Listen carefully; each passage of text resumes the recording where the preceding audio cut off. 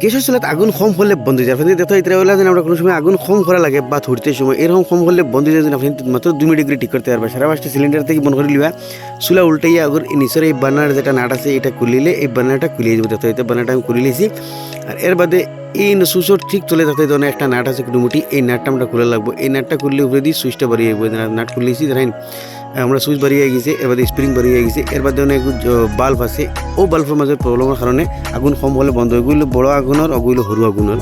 এই সরু আগুনের খানাগুলোর মাঝে গা দিয়ে লাগি যায়, যার কারণে কি একবার খানা বন্ধ হয়ে যায়। আমরা তার দিয়ে করে ক্লিয়ার করে দেওয়া লাগবো, বুঝলেন? তো কি আমরা আগুন কম করলে গ্যাস চুলাত আগুন বন্ধ হইতো না, ওই সময় আমরা ক্লিয়ার করে দেওয়া লাগবো। তো এগুলো ফলে তেনাদি ঠিকছে ফুসিলে মেয়ের বাদে খানার ভিতরে তেনা হারাইয়া স্কুটি বাদ দিলে ভিতর ঘুরে ঘুরে ভিতরটারে সাফ করবা। তো কি আপনার আবার খানা দাম হইতো না। আর খানাটারে ঠিকছে ফ্রেন্ট হলা কারেন্টের তামার ওয়ার দিয়ে ফ্রেন্ট খানাটারে ক্লিয়ার করে এর বাদে ওগুলোর মধ্যে তেল লাগাইবা, তেল লাগাই আগুন লাগাই দিবা। তেল লাগাইলে ফ্রেন্ট সুইচ মারতে সময় টাইট হয়ে যায়, তো ফ্রি হয়ে যাবো। আর খাটাগু তলমুখা দিয়া ওগুলো লাগাইম, স্প্রিং লাগাইম। এর বাদে উপর সুইচুগু লাগাইও খানাগু তলমুখা দিয়ে সুইচুগু তামারি ধরমু দূরে যে কুটুমুটি নাট যেরকম আমরা করেছিলাম ও নাটকও ওর মাঝে হারাই আবার ছোটো স্কুটি বের দিয়ে করে টাইট করে দিলাম। বাস আমরা এখন আর আগুন কম বললে বন্ধ হইতে না, বার্নার লাগাই দিছি।